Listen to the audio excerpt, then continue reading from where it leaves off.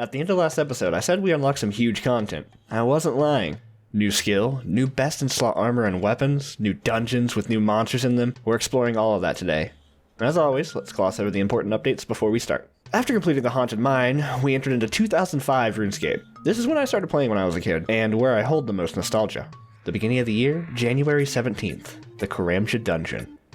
I remember this place dearly. Me and my next door neighbor, the person who introduced me to the game, would kill the dragons deep in the dungeon, just trying to get rich.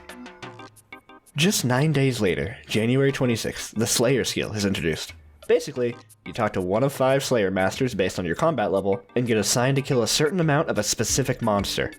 For instance, the trainer in Berthorpe may ask you to kill 43 goblins. Each kill of your assigned monster would give you Slayer XP. There are certain monsters that require a minimum Slayer level to damage, with higher Slayer level gaining access to stronger and more lucrative monsters. In addition, with the Slayer skill, a number of new Slayer dungeons were released. Dozens of new monsters, each with their own unique loot, are scattered around these dungeons. Lastly, Mystic Robes have been added to the game. January 31st, the Werewolf Agility Arena is released, including Skullball Course and the Agility Course. These have mostly stayed the same since their release. February 15th, the ability to swap your Slayer assignment was added. Originally, when you got an assignment, you had to complete it before you can get another one. If you got something you didn't want to kill, you couldn't keep training Slayer until you did. Now, you can speak with the lowest level Slayer Master and swap your task for free. However, he won't do it twice in a row. 1 week later, on the 22nd, the Wilderness introduces new salesmen that will sell team capes. All the capes have very similar models and come in a variety of colors. The purpose of them is to have players who are in a group wear them, and it prevents players wearing the same cape from attacking each other with a left click. With this update also came the HAM, or Humans Against Monsters, fanatics underneath Lumbridge. We'll explore more on them later. March 14th, the Lumbridge Swamps were introduced. With it came the idea of dangerous darkness. The caves have no natural light, so you must bring your own. If you don't, the area is pitch black and, after a few seconds, you'll be attacked by biting insects that will eventually kill you if you don't make it out or shine a light. This was terrifying to me as a kid. On the same day, the iconic teleport block spell is added to the game, requiring 85 magic. If you cast it on another player in the Wilderness, they cannot teleport for 5 minutes, locking them into the area unless they run away. Also, the Tele Other spells are added to the game. March 29th, the Dragon Scimitar and the Dragon Plate Skirt are released. I can now use it without cheating. So, a week later, April 4th, they released this update. The Dragon Scimitar's special attack has been changed. Unfortunately, the original special attack wasn't working properly, and it is impossible to rectify the problem. Instead, we have changed the attack so it now uses slightly more special attack energy, 55% to be exact, and prevents your opponent from using protection prayers for 5 seconds. It still is like that to this day, but I have no idea what it was originally, and I can't find anything about it. If you know what it was, please leave a comment telling me. It's time for our first assignment. According to the Slayer guide, I can use the Xander as Slayer Master now since I'm over 75 combat. Nice. So before I get my task, I need to explain something. There's a significant possibility that I may get assigned a monster that doesn't exist yet. If I get assigned a monster that hasn't been released, I'll get a new task from the Berthorpe Slayer Master. I looked at Turiel, the Berthorpe Slayer Master's assignments. He actually only has a single monster he assigns that doesn't currently exist, the Gelatinous Abomination. The wiki doesn't know the weight of his assignment, so I assume it's a 1 in 7 chance of being assigned. In the event that I do get assigned them, it's not a big deal. They don't drop anything interesting and give very little XP, so it's not at all an advantage. Also, once I do unlock them in 2012, I'll likely never kill them unless I'm skipping a task. Here we go, our first Slayer task. We speak with Sheldar, who explains briefly what Slayer is. She says she'll assign us a monster. We ask her what's first. Lesser Demons, a RuneScape classic monster, and 150 of them at that. This is gonna be brutal. She also hands us our Enchanted Gem, a means of communicating with Slayer Masters from afar. This will be a great opportunity for me to get some range levels. Here's why I've been waiting on it though. See, like melee, the type of weapon you use with range governs your damage and accuracy. Unlike melee, the damage value is dependent almost entirely on the tier of arrow you're using. This means that since I'm using a tier 30 bow, I have tier 30 accuracy, but I need tier 30 arrows to do tier 30 damage. If I keep using bronze arrows like I have, I'll be doing tier 1 damage. I can't do that. Don't worry, I have a plan.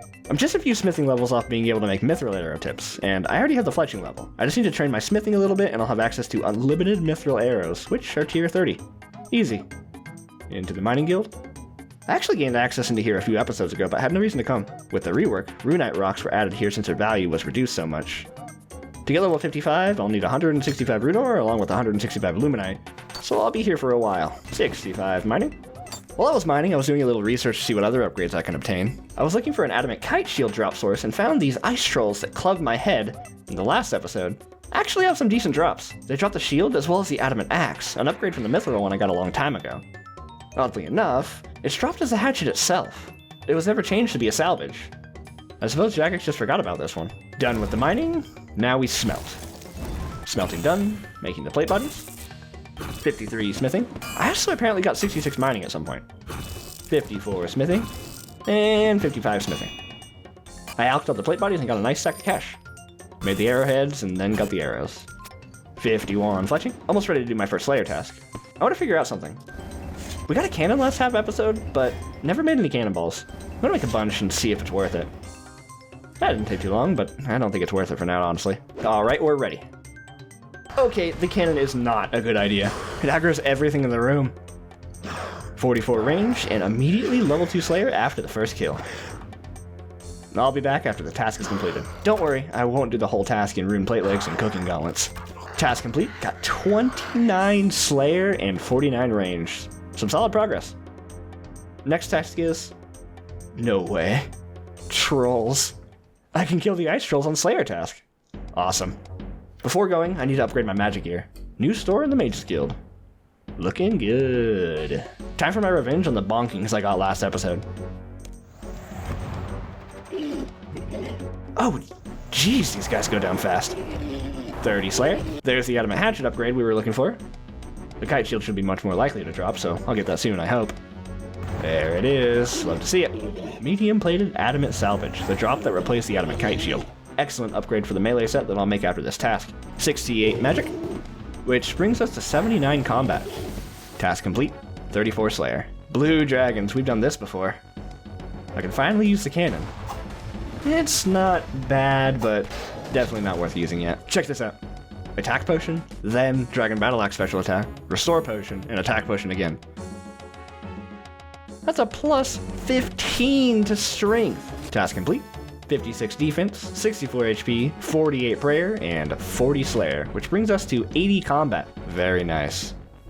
No, grot worms. These don't come out for like 8 years. Well, going to Birthorpe. 12 whole cave bugs? I can do that. But first, we need to go on another tangent. Cave bugs are currently only found in the New Lumbridge Swamp Caves, and it's dark in there. I need light. I want a bullseye lantern because I don't like any of the other light sources in the game. To light one, I need 49 fire making. Before I start fire making, I want to try to get a rune hatchet, which a new drop source for the hatchet just came out. The Brimhaven Dungeon, home to some of the strongest monsters in the game. We get in by paying the man south of Brimhaven 975 gold. We have to chop through vines, run past giants, and hop over pits before we make it to the end of the dungeon, where the metal dragons are waiting for us. In the eastern room are bronze dragons. They aren't useful to us right now, but in the southern room are iron and steel dragons. The steel dragons drop the things we want. Rune hatchet at 1 in 64, dragon plate legs or plate skirt at 1 in 512 each, and runite limbs at 1 in 16. They hit hard. Oh my gosh, we're actually able to kill them kind of fast. We can do this. First strip done. New development, it actually hits way lower with its dragon breath, which it always uses if I'm not in melee range. If I run out of range and use auto retaliate on every hit, then I can use melee, but still only take dragonfire hits, making my trips last way longer. Tiny spiky rune salvage. That's the drop that replaced the runite limbs. There's the tiny bladed rune salvage. That's the rune axe. I'm gonna keep trying my luck and try to get the dragon legs though. There's 60 defense and 81 combat. No dragon legs yet. 49 prayer and 1100 total level. Ooh, 78 U-log rare drop table. Dang, that could have been the Dragon Medhelm. So this is my 138th kill and no plate legs yet. I'm getting good at this. Wow, another rare drop, 45 teak planks. Okay, I'm gonna try something crazy. I have a plan, a crazy plan. I need some more runes first though. So first, a little insight. Currently, there are 0 methods of using a shield while using magic, as one-handed magic weapons aren't out yet, and staves were changed to be two-handed only. Metal dragons are weak to magic, specifically water spells. I was using melee because I couldn't use the anti-dragon shield while using a staff, but I had a thought. I don't need to use the anti-dragon shield all the time, just when I'm about to be horribly burnt by dragonfire. If I switch back and forth, I can kill them way faster. Here goes nothing.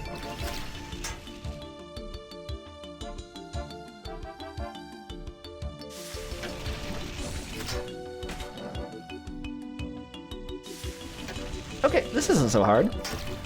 Ow. I'm a professional gamer. Rare drop table again. I can feel the dragon medium helm.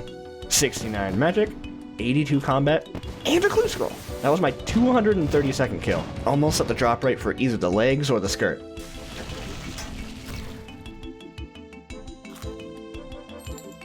Yes, yes, yes, yes, yes, yes, yes! There it is. Look at this. Wow, we look, great. Now we make the rune hatchet and limbs, then drop the salvage for them. Best hatchet in the game acquired. Best in slot melee legs acquired. Now we can finally woodcut for that fire making level in my new drip. We need 411 logs. We're going for 50 fire making. Got all the logs, time to burn them.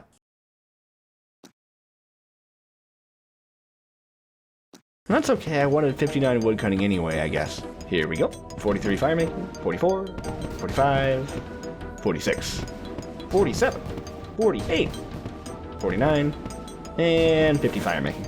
Now to make the lantern. Smith the frame, then we go to the chemist's house in Remington and distill some swamp tar into lamp oil. We blow a glass lens and fill the lantern with oil. Then we light the lantern and make our way to the swamp. We tie her up to this tree with a hole in it and climb down.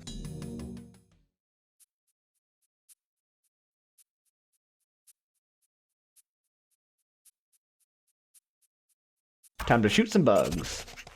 Task complete. Are you kidding me?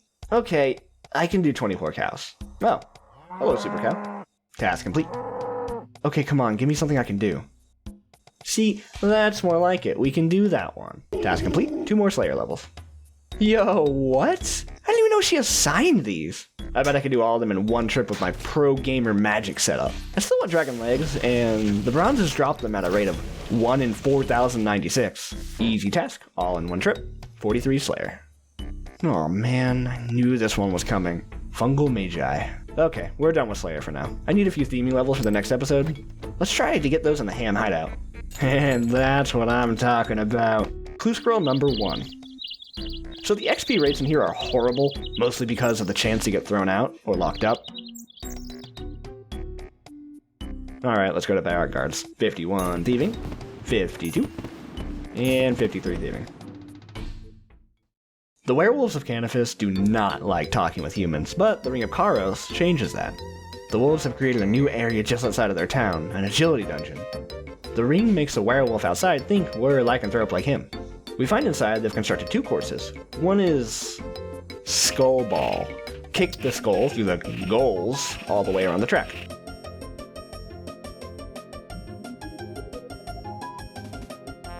The reward at the end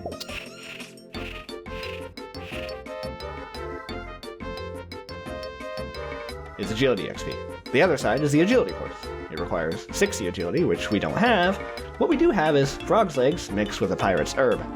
Drinking that, we can run around the course. The werewolf throws a stick.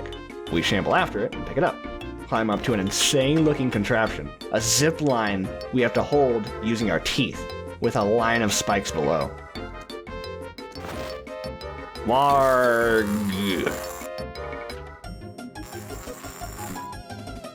Then we give the stick to this guy. More agility XP. Alright, that's it for now. Thanks for watching. Subscribe for more, because, oh boy, there's gonna be more. I'll see you next time, in the desert.